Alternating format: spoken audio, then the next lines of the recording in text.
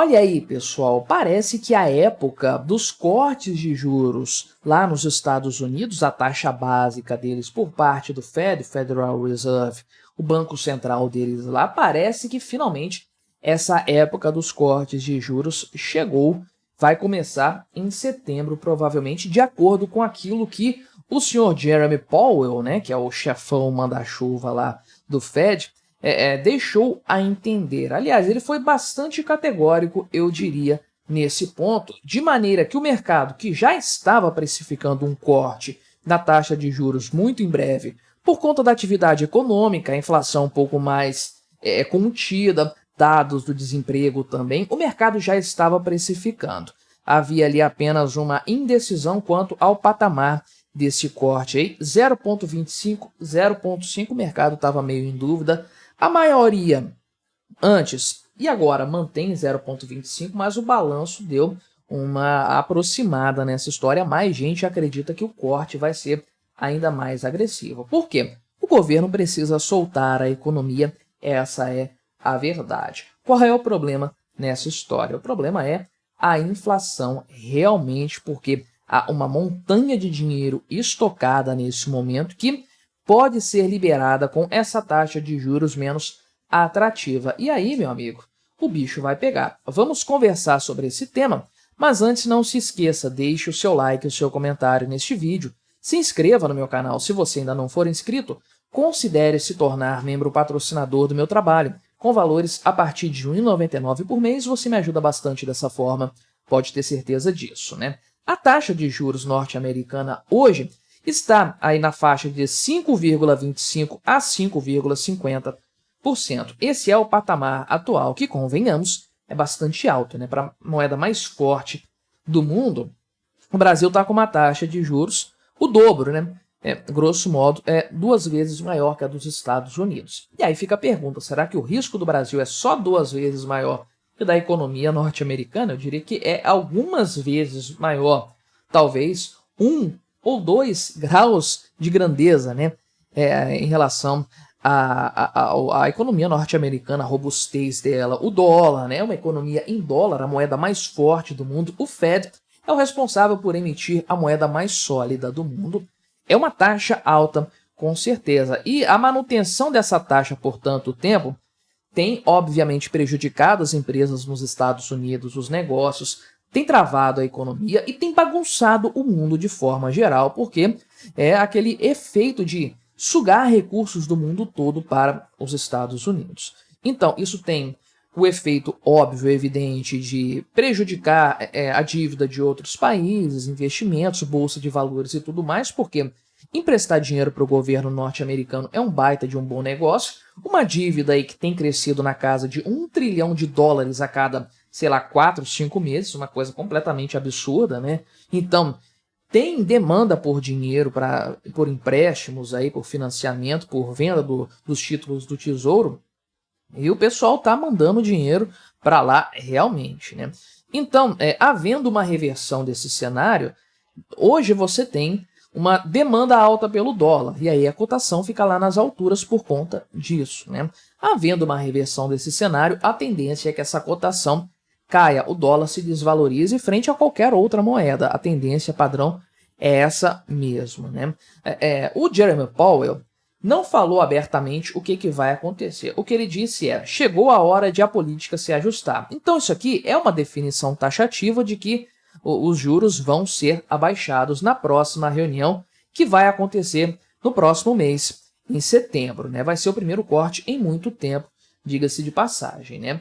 Agora, quanto que ele vai cortar? Que ele vai cortar já é certo. Quanto que vai ser cortado? Aí vem a informação mais ou menos dúbia aqui, que é: a direção da viagem é clara e o momento e o ritmo dos cortes de taxa dependerão dos dados recebidos, da perspectiva em evolução e do balanço de riscos, né? Então, o pessoal aqui desde julho, já ouvindo as informações disparadas pelo Jeremy Powell, o mercado financeiro já havia precificado o corte de juros em setembro, de fato aí, né? Então você tem uma quantidade de pessoas que acredita que essa taxa vai cair 0,5%, e alguns acreditam que vai cair 0,25 pontos percentuais, melhor dizendo, né?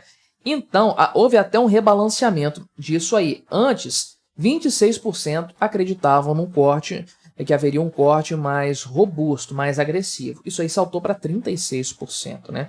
Um aumento considerável dos que acreditam que vai ser isso. Basicamente, 1 a cada 3 investidores, né? O pessoal que foi consultado aqui. E o pessoal que acredita que vai haver uma manutenção caiu de 73% para 63%.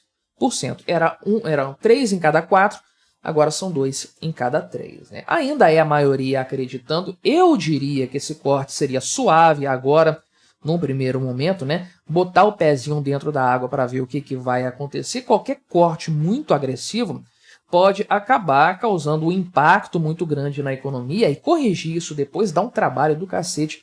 Essa é a verdade, né? Então, o pessoal aqui tá precificando mesmo o 0,25 aqui de forma geral, né? Há a possibilidade, obviamente, de algo maior, só que o que eles estão analisando é o seguinte: um corte mais agressivo só vai vir se o risco de recessão se tornar maior, né? A sinuca de bico chegou finalmente, aquela que a gente sabe, que eu tenho comentado aqui no canal há algum tempo. O que acontece? E onde está a raiz desse problema? Está nisso aqui, né? O gráfico do agregado monetário, o M1. O que acontece? Você pode ver aqui, vamos pegar a quantidade de dólares em circulação desde o início da série histórica, né? Você pode ver que lá, até 1971, isso aqui era plenamente estável quando havia ainda o padrão ouro. Depois que o padrão ouro foi extinto, meu amigo, o céu se tornou o limite e essa base monetária do dólar disparou de uma forma absurda, quase exponencial, eu diria, né? Subindo aqui de forma bastante agressiva, até chegar aqui em 2020, quando houve essa expansão brutal, absurda, da quantidade de dólares, da impressão de dólares, algo nunca feito antes. Na verdade, parece que aí um percentual gigantesco de todos os dólares em circulação hoje foram emitidos naquela época, né? E beleza, você pode olhar e falar, aqui chegou no pior patamar, né? Na pior época, mas já deu uma descida, tá? Havendo uma correção aí, né? Pois é, aí é que está a questão. Essa correção aqui se deve muito mais a uma alta taxa de juros. Começa nessa época aqui o aumento da taxa de juros, do que qualquer outra coisa, né? Então, com a taxa de juros mais alta, o dinheiro em circulação é reduzido, isso fica retido em investimentos, em coisas de mais longo prazo, que não tem circulação imediata, não tem liquidez imediata, né? E aí você reduz a quantidade de circulação de dinheiro na economia, no caso aqui do dólar. Além do que o dólar tem essa característica mesmo de estar no mundo todo, então isso não circula só nos Estados Unidos. E aí, com essa taxa alta, a demanda por dólares aumenta, isso mantém a moeda valorizada.